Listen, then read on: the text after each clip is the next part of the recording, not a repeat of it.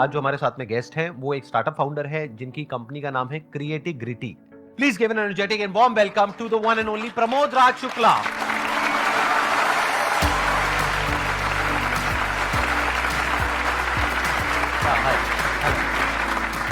Please have a seat, बैठिए। आपसे तो मैं पहले भी मिला हूं। यस, आप पहले मिले हैं और मैं इसी ऑडियंस में बैठा था, उस यहाँ पे बैठा था और आपको वहां से देख रहा था। अच्छा। मनीष के साथ मैं आया था। ओ तब मैं गॉट आपसे इट। अमरीश भारती के साथ आप आए थे। यस। हाँ, मैं वही सोच रहा हूँ, मैं आपसे मिला हुआ हूँ। हाँ, हाँ एज मैं। असिस्टेंट आया था मैं। हाँ हाँ हाँ, अरे गुड टू नो दैट जी, and finally you are here as a my guest. Pleasure sir, thank you so so good to much. Meet you. थोड़ा सा आप अपने बैकग्राउंड के बारे में बताइए कि आपने कब शुरू किया, कैसे किया। मुझे एक कंपनी स्टार्ट करनी थी बच्चों के लिए, जो हमारे यंगस्टर्स हैं, जो कि टीयर 2 टीयर 3 सिटीज़ में हैं और उनके पास एजुकेशन नहीं है, वो स्ट्रगल कर रहे हैं, कम्युनिकेशन स्किल्स उनके पास काफ़ी अच्छी है लेकिन उनके पास जॉब नहीं है। तो मैं सोचा कि एक ऐसी कंपनी स्टार्ट करनी है मुझे, जो कि एम्प्लॉयमेंट क्रिएट कर सके। वो मेरा ऑब्जेक्टिव था। उससे पहले आप क्या कर रहे थे, कहीं पे जॉब कर रहे थे। हाँ, उससे पहले मैं सीनियर वाइस प्रेसिडेंट था एक यूएस बेस्ड कंपनी में, जहाँ पे मैं $40 मिलियन का पोर्टफोलियो मैनेज कर रहा था। और वहां कितने टाइम तक रहे थे आप यूएस वहाँ में। 3.5 साल तक मैं था। अच्छा, हाँ, ओके। तो then you came back to India. हाँ, वो स्टार्ट इसी से हुआ था कि मैंने एक हायरिंग की वहाँ पे, हाँ हाँ जिसके पास डिग्री नहीं थी। हाँ हाँ। तो वहाँ पे कंपनी के प्रोटोकॉल्स थे कि आपने बिना डिग्री के कैसे हायर कर लिया। मैंने कहा उसके पास टैलेंट है यार, राइट। उसको अच्छी बात है ना उसको। और वो प्रॉब्लम हो गई, मैंने कहा ठीक है, let me go back to India, I will start my own company and I will try to give lot of employments to people who are not having the education system and all. फिर आपने उसके बाद में next step क्या था, आप India वापस आ गए। इंडिया वापस आ गया और 6 महीने मैं बिल्कुल खाली बैठा क्योंकि मैंने जॉब छोड़ दी थी वहाँ पे। और अचानक से मेरे यूएस में एक इंसिडेंट हुआ था। मैं एक क्लब में बैठा हुआ था, तो मैं वहाँ पे डांस वांस कर रहा था। तो वहाँ पे एक हमारे जो पार्टनर हैं अभी एक यूएस में, उन्होंने मुझे देखा, उनको मेरा डांस बहुत पसंद आया, तो उन्होंने अपना कार्ड एक्सचेंज किया था कि कभी काम करेंगे साथ में। तो मैंने उनको रैंडमली कॉल किया कि ऐसी सी बात है और मैं अपना काम स्टार्ट करना चाहता हूँ। तो उन्होंने कहा लेट्स डू इट, और उन्होंने वो मुझे अपॉर्चुनिटी दी कि अपना एक कंपनी स्टार्ट करो। तो वो 3 पॉइंट सोल्यूशन यूएस में बेस्ड है और क्रिएटिविटी टेक्नोलॉजीज इंडिया बेस्ड है हमारी। तो कोलैबोरेशन ऐसे हमारा स्टार्ट हुआ और आज 5 साल हो गए और 5 साल में हमने बहुत अच्छा किया। अभी तक हमने 350 बच्चों को एम्प्लॉयमेंट दिया है। मैं थोड़ा समझना चाहूंगा आपसे कि एग्जैक्टली आप करते क्या हैं, कि जैसे कोई बच्चा है जो फ्रेशर है, राइट, उसके फ्रेशर पास में मतलब डिग्री है या नहीं है। डिग्री नहीं है, नहीं है, मुझे से फर्क नहीं पड़ता। कम्युनिकेशन होनी चाहिए क्योंकि हमारा यूएस का प्रोसेस है। अच्छा। कम्युनिकेशन स्किल्स होनी चाहिए। और बाकी हम लोग उनका सब कुछ ट्रेन करते हैं खुद ही। मैं खुद ही ट्रेनिंग करता हूँ सब बच्चों की, क्योंकि मेरी जो लाइफ जर्नी रही है, काफ़ी स्ट्रगल किया है मैंने अपनी लाइफ में। क्योंकि मैं बिहार से हूँ, एक छोटे से गाँव से हूँ, मुंगेर। तो वहाँ से एक जर्नी स्टार्ट की है। यहाँ पे एक बात है सीखने वाली हम सबके लिए बहुत इंपॉर्टेंट, कि you must always ask in entrepreneurship. The problem is we usually don't ask and assume कि यहाँ तो कुछ होने वाला है नहीं। जैसे फॉर एग्जांपल इन्होंने अपना जो एग्जांपल दिया उसमें से एक बात आपने सीखी कि ऐसे ही किसी के साथ में क्लब में मिले और उससे इन्होंने पूछा कि क्या कुछ किया जा सकता है। देयर वाज अ 90% पॉसिबिलिटी कि सामने से जवाब आता कि नहीं किया जा सकता, बट 10% पॉसिबिलिटी थी कि शायद आगे से सामने वाला इंसान बोलता कि हाँ कुछ किया जा सकता है। और वही हुआ इनके केस में। क्यों हुआ? क्योंकि इन्होंने पूछा। अगर पूछते नहीं तो ऐसा होता भी नहीं। तो बहुत बार हम लोग एक्सक्यूज तो देते हैं बिजनेस करते वक्त कि मेरे पास में ये नहीं है, मेरे पास में वो नहीं। आपने पूछा किसी से? जब पूछोगे तो कोई मना क्यों करेगा, और मना कर भी देगा तो एक करेगा, दो करेगा, बाकी कोई ना कोई तो हाँ करेगा। पूछो तो सही। तो ये एक यहां पे लेसन है बहुत बड़ा सीखने वाला। तो अब यहां पे आपका और उनका टाई अप तो हो गया, यानी कि उन्होंने कहा कि यूएस में मैं संभालूंगा, यहां पे आप संभालो। वो क्या उनके कर रहे थे? वो कंपनी बेचने वाले थे। एक्चुअली ही 70 years old guy. 70 years old। 70 years old, okay. और उनको अपनी कंपनी सेल आउट करनी थी। मैंने कहा कि आप कंपनी बेचो मत, ठीक है, हम लोग साथ में करते हैं। आप मुझे पूरा का पूरा आउटसोर्स कर दो, मैं और उनकी मैनेज करता कंपनी हूँ। किस चीज की थी? हम लोग वर्कफोर्स प्रोवाइड करते हैं फार्मास्यूटिकल मेडिकल डिवाइस कंपनीज को। लेकिन एग्जांपल हमारा जैसा भी कोविड आया है, तो कोविड में ड्रग डिस्कवरी हो रही है, तो उनको वॉलंटियर्स चाहिए, क्लिनिकल ट्रायल्स के वाले बंदे चाहिए, ड्रग सेफ्टी वाले बंदे चाहिए। तो सारा का सारा वर्कफोर्स हम प्रोवाइड करते हैं। जैसे जॉनसन जॉनसन है, फाइजर है, मेड्रोनिक्स है, ये सारी क्लाइंट्स हैं हमारे यहाँ, उनको हम लोग वर्कफोर्स प्रोवाइड करते हैं।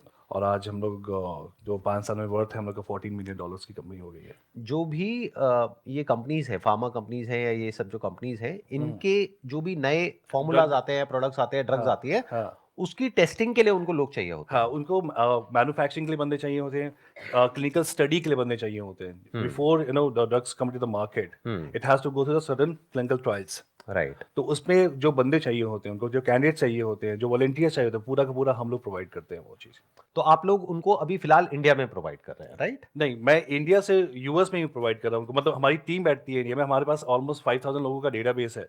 वहाँ पे जहाँ पे डॉक्टर्स भी हैं, केमिस्ट भी हैं, मैन्युफैक्चरिंग इंजीनियर्स भी हैं। हाँ, तो हाँ। यहाँ से टीम उनसे कोऑर्डिनेट करती है कि किस प्रोजेक्ट पे उनको प्लेस करना है। सपोज़ हमारे पास 5 प्रोजेक्ट्स आ गए राइट। और हमारे पास 5 बंदे हैं, तो हाँ, उनसे हाँ। बात करना, उनको समझाना कि ये प्रोजेक्ट्स में ये हमारा ड्रग डिस्कवरी चल रही है, आप यहाँ पे इंटरेस्टेड हो यहाँ पे जाने के लिए, तो वहाँ पे उनको प्लेस करते हैं, वहाँ जाते हैं, उनका इंटरव्यू होता है, फिर they start the process. Same जो आप बिजनेस मॉडल बता रहे हैं, हुँ, हुँ। उसको क्या कोई भी आसानी से रेप्लिकेट कर सकता है या फिर उसमें कहीं पे कुछ मुश्किल आने वाली है? थोड़ा-सा प्रॉब्लम ये आ सकती है, उनको यूएस एफडीए गाइडलाइन का जो प्रोटोकॉल्स है वो फॉलो करना पड़ेगा बहुत ज़्यादा, उसकी नॉलेज बहुत अच्छी होनी चाहिए।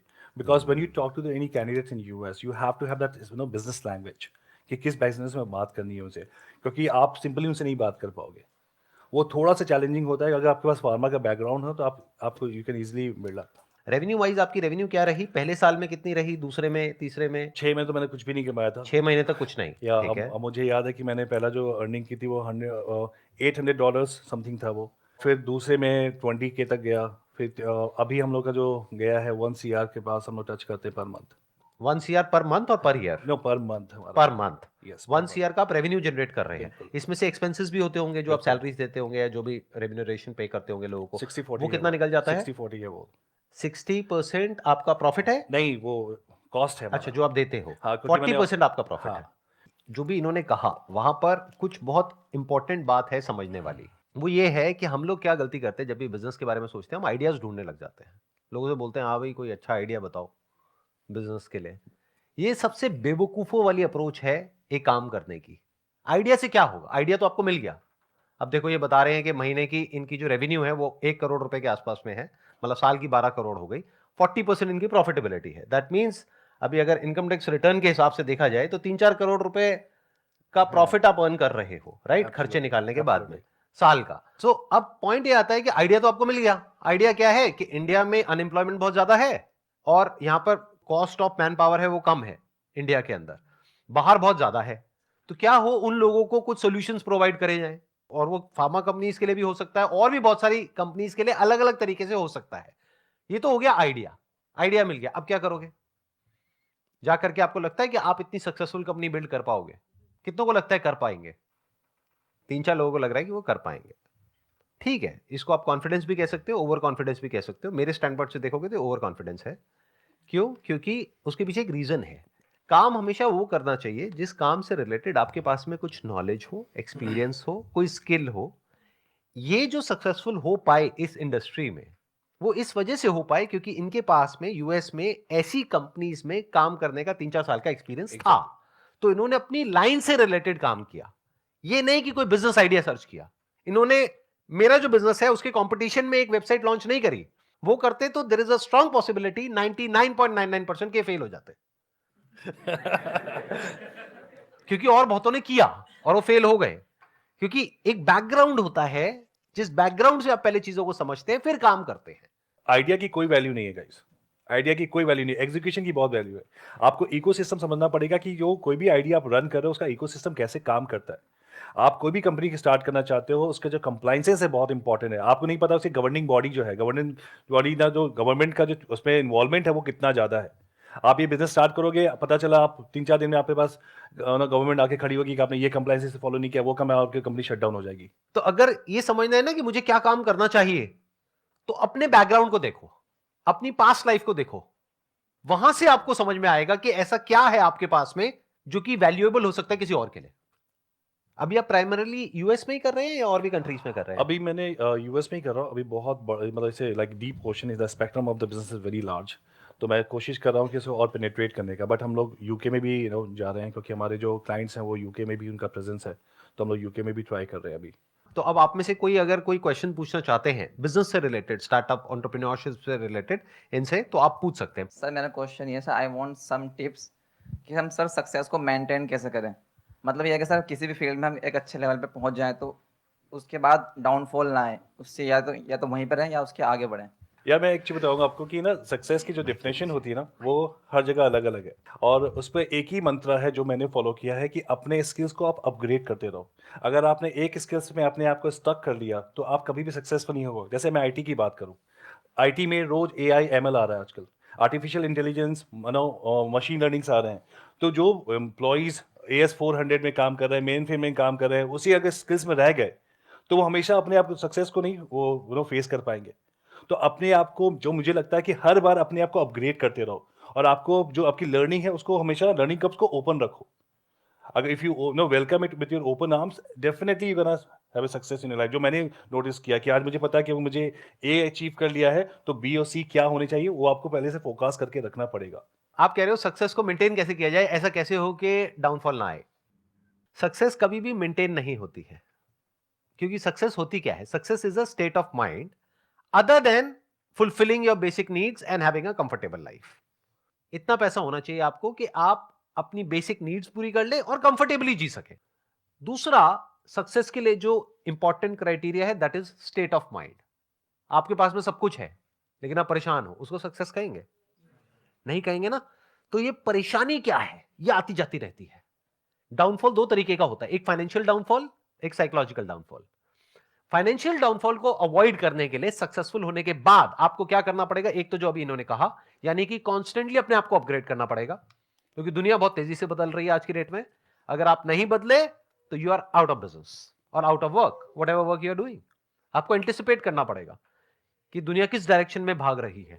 ये नहीं जो पास्ट में हुआ, बल्कि फ्यूचर में क्या होने वाला है, उसके हिसाब से अपने आप को अडेप्ट करना पड़ेगा, उसके हिसाब से अपने आप को चेंज करना पड़ेगा, तभी आप सरवाइव कर पाओगे। नहीं तो आप बाहर हो, और एक बार फाइनेंशियली आप अनस्टेबल हो गए तो उसको सक्सेस कहेंगे? तो फाइनेंशियल जो डाउनफॉल होता है उसके पीछे जो रीजंस होते हैं उसको हमको समझना पड़ेगा। वो रीजंस क्या होते हैं? एक, हम जरूरत से ज्यादा रिस्क लेते हैं। ऐसे बहुत लोगों की आपने कहानियां सुनी होंगी, बहुत पैसा कमा लिया, बिलियनियर्स थे, ये थे वो थे, फिर उल्टे पुल्टे रिस्क ले लिए, खुद का बैकग्राउंड कुछ और, काम कुछ और किया, उसके बाद में सर के ऊपर आ गया कर्जा, वो सक्सेस मेंटेन नहीं हो पाई। तो सक्सेस को फेलियर बनने में कितनी देर लगती है? बहुत थोड़ी सी देर लगती है। एक गलत डिसीजन। वो गलत डिसीजन क्या? कोई भी ऐसा काम जहां पे रिस्क जरूरत से ज्यादा है या आपकी लाइन से रिलेटेड नहीं है, तो आपको हमेशा रिवॉर्ड और रिस्क को कैलकुलेट करके चलना है, प्लस अपने रिसोर्सेज को देखना है। अरे भाई, जितना पैसा है उतना ही लगाओ ना। ले भी रहे हो बैंक से तो इतना लो जितना कि आप आराम से दे सको। इतना क्यों ले रहे हो कि जो जो आपकी सारी कंपनियां बिक जाएंगी फिर भी आपके पास में नहीं है पैसा देने के लिए? तो दैट इज वन। दूसरा हो जाता है साइकोलॉजिकली। साइकोलॉजिकली ऐसा कैसे हो कि हमारी जो सक्सेस है वो मेंटेन हो पाए? ऐसा कभी नहीं होगा। साइकोलॉजिकली सक्सेस का मतलब है ग्रोथ, नॉट अचीवमेंट। जैसे फॉर एग्जाम्पल, आप एक बहुत अच्छे एक्टर हो और 20 साल पहले आपने कोई बहुत बड़ा अवार्ड जीता था, उसको अपने कमरे में लगाया हुआ है, उसको देखे जा रहे हो, देखे जा रहे हो, खुश हुए चले जा रहे हो। क्या वो सक्सेस है? 20 साल पहले आप क्या कर रहे थे दैट इज नॉट इंपॉर्टेंट, आज क्या कर रहे हो दैट इज इंपॉर्टेंट। क्या आप आज काम कर रहे हो, आज अपने काम में ग्रो कर रहे हो, आज कुछ नया कर रहे हो, कुछ अलग कर रहे हो, या वही जो 20 साल पहले आपने किया था उसी को रिपीट कर रहे हो? तो साइकोलॉजिकली जो डाउनफॉल है, जिसको फेलियर भी आप बोल सकते हो चाहो तो, but psychologically ups and down चलते रहते हैं। सब कुछ होता है आपके पास में फिर भी मूड खराब होता है, कई बार कुछ भी नहीं होता है फिर भी मूड अच्छा होता है, कई बार बहुत सक्सेसफुल हो जाते हो तब भी लगता है कि ये क्या हो गया, ये तो मैं फंस गया। मतलब लड़की ने हाँ बोल दिया फिर भी लग रहा है कि ये क्या हो गया, और कई बार किसी ने ना बोल दिया तब भी अच्छा लग रहा है अंदर से, चलो बच गया। तो success is just a state of mind as far as psychological success is concern. It's just your point of view, how you are looking at life. तो साइकोलॉजिकली डाउनफॉल आना ही आना है। इस गलतफहमी में मत रहना कि कभी डाउनफॉल नहीं आएगा। सबकी लाइफ में अप्स एंड डाउन्स आते हैं। बाहर क्या चल रहा है उससे मैटर नहीं करता है, अंदर क्या चल रहा है वो बिल्कुल अलग होता है in most of the cases उससे जो बाहर चल रहा होता है। बाहर सब कुछ सही होता है लेकिन एक छोटी सी प्रॉब्लम होती है, उसकी वजह से लाइफ की धज्जियां उड़ी होती है। तो साइकोलॉजिकली सक्सेस का मतलब क्या है कि डाउनफॉल्स आएंगे। ये नहीं है कि डाउनफॉल्स नहीं आएंगे, बार बार आएंगे, एक बार नहीं आएंगे, 1000 बार आएंगे, लेकिन हर बार आप वहां से बाहर निकलोगे और स्ट्रांग होकर के निकलोगे। क्योंकि अब आपको एक और समझ आ गया है कि इस तरह का साइकोलॉजिकल जब डाउनफॉल आता है तो यहां से बाहर कैसे निकलते हैं। मेरा क्वेश्चन ये है कि मैं बिजनेस या कुछ करना चाह रही हूँ, माइंड हमेशा से कि यार कुछ अलग करना है, और वही बेसिकली साइकोलॉजिकली मुझे अचीवमेंट या ग्रोथ को जानना है, मतलब बेसिकली आज यहाँ इसलिए हूँ क्योंकि मुझे इस एनर्जी को फील करना था। तो मेरे माइंड में आया मुझे मेंटल हेल्थ रिलेटेड कोई बिजनेस करना चाहिए। तो इज इट ओके इस तरीके के टॉपिक से रिलेटेड बिजनेस करना? व्हाट शी सेइंग इज कि क्या मेंटल हेल्थ से रिलेटेड भी बिजनेस किया जा सकता है? आपके क्या थॉट्स हैं इसके बारे में? बिल्कुल किया जा सकता है और काफ़ी लोग कर रहे हैं। अगर आप बैंगलोर में देखिए, मैं पॉडकास्ट भी करता हूँ और मैं पॉडकास्ट में 2-3 लोगों का मैंने इंटरव्यू किया है, वो मेंटल हेल्थ पे ऐप्स रन कर रहे हैं, जहाँ पे वो साउंड हीलिंग कर रहे हैं, म्यूज़िक हीलिंग कर रहे हैं, राइट? वो ऐप अवेलेबल है, डाउनलोड करके लोग उसको यूज़ कर रहे हैं। तो आप बिज़नेस कर सकते हो, लेकिन ये देखना बहुत ज़रूरी है कि वो आइडिया कितना आगे चलेगा, क्योंकि मेंटल हेल्थ में जब हम भी बात करते हैं मेंटल हेल्थ में कोई बिज़नेस करने का, लोग थोड़ा हेजिटेंट हो जाते हैं, यार ये मेंटल हेल्थ में पैसे क्यों लगाना है?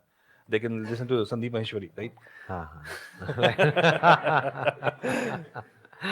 हाँ, तो अगर आप ऐसा कोई बिजनेस करोगे तो आपका सबसे बड़ा कॉम्पिटिटर तो मैं ही हूँ। और मैं जो अपनी सर्विस दे रहा हूँ वो उस कॉस्ट पे दे रहा हूँ कि और कोई नहीं दे सकता है। हाँ, ठीक है। सवाल उठता है कि क्या मेंटल हेल्थ से रिलेटेड बिजनेस किया जा सकता है? डेफिनेटली किया जा सकता है। इनफैक्ट मेंटल हेल्थ ही क्यों, किसी भी काम से related, any work for that matter, उससे रिलेटेड बिजनेस किया जा सकता है। But what you need to ask yourself is, not me, not him, what you need to ask yourself is how passionate you are for solving this problem. Mental health is a big problem. India में अभी awareness बिल्कुल भी नहीं है mental health से related, but future में जैसे जैसे ये प्रॉब्लम बढ़ेगी, जो बढ़नी ही है टाइम के साथ साथ, जैसे जैसे हमारा जो लाइफस्टाइल है वो चेंज हो रहा है, जैसे जैसे हमारी ईटिंग हैबिट चेंज हो रही है, जैसे जैसे जो एनवायरमेंट है वो और पॉल्यूटेड होता चला जा रहा है, जैसे जैसे हमारी लाइफ में स्ट्रेस बढ़ रहा है, एंजाइटी बढ़ रही है, तो मेंटल हेल्थ इश्यूज बहुत बढ़ने वाले हैं फ्यूचर में। तो अगर उससे रिलेटेड आप कोई काम करते हो, दैट इज द फ्यूचर। तो ये काम ऐसा है जो हमेशा रेलेवेंट रहेगा। इससे रिलेटेड क्या क्या बिजनेसेस हो सकते हैं, I am not the right person to ask, because मैंने इससे रिलेटेड कभी कोई बिजनेस नहीं किया है। तो आपको क्या करना होगा, ग्लोबली देखना होगा लोग इससे रिलेटेड क्या क्या बिजनेसेस कर रहे हैं। वहां पर आप देख सकते हो क्या क्या गैप्स अवेलेबल है, क्या क्या प्रॉब्लम्स है, किस किस तरह की है। फिर उससे रिलेटेड आप सोच सकते हो कि उन प्रॉब्लम्स को सॉल्व करने में मैं कितनी पैशनेट हूं, मैं कितना पैशनेट हूं। अगर आप हो तो definitely there is a big opportunity. अगर आपका बैकग्राउंड है मान लो साइकोलॉजी का, तो आप डायरेक्टली थेरेपी दे सकते हैं। इन प्लेटफॉर्म्स को आप यूज कर सकते हैं, जैसे there are lot of platforms जहां पर आप जा करके डायरेक्टली जो पेशेंट्स हैं उनको ऑनलाइन कंसल्टेशन दे सकते हैं, थेरेपी दे सकते हैं। क्या वहां पे पैसा कमाया जा सकता है? बिल्कुल कमाया जा सकता है। तो डिपेंड करता है कि आपका बैकग्राउंड क्या है, उसके हिसाब से सोचना होता है कि हम क्या कर सकते हैं। अभी मुझे ऐसा लगता है ना कि बहुत हद तक ये ना एक फैंसी वर्ड हो गया है स्टार्टअप, और नो मुझे स्टार्टअप करना है। और मैं बहुत लोगों से जब बात भी करता हूँ तो लोग कहते हैं कि ये क्यों करना है स्टार्टअप, क्या रीज़न है? अरे यार मुझे अपना बॉस खुद बनना है, अरे मुझे यार वो 9 to 6 वाली जॉब नहीं करनी है, अरे कल मेरे बॉस मुझसे चिल्ला रहा था। देखिए ये जो कॉन्सेप्ट है वो एब्सोल्युटली रॉन्ग कॉन्सेप्ट है। इस पे आप सक्सेसफुल नहीं होते क्योंकि अंदर से फील नहीं हो रहा, आप चीज़ों से भागने की कोशिश कर रहे हो। Exactly right. और वो ज़्यादा प्रॉब्लमेटिक, क्योंकि आपको बताओ जब अपना स्टार्टअप स्टार्ट करोगे आप, आपकी कोई टाइमलाइन नहीं है आप कितने घंटे काम करोगे, 18, 19, 20 घंटे काम करोगे।